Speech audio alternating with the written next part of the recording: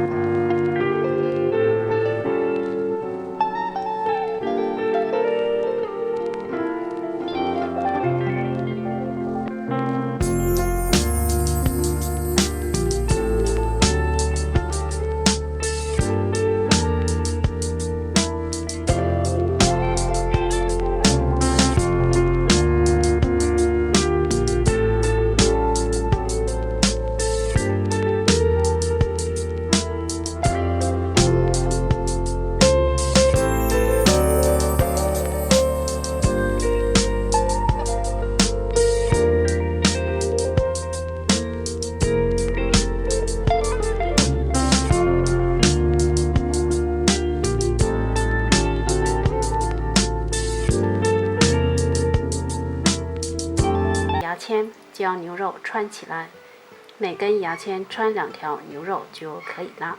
处理好的牛肉放在烤架上，放入提前预热好的烤箱，放上层上下火180度先烤45分钟，下面放个烤盘接水和接油。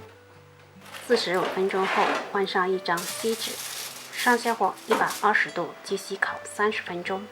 满厨房都是牛肉香味，咱们的牛肉干就烤好了，把牙签去掉就可以开吃了。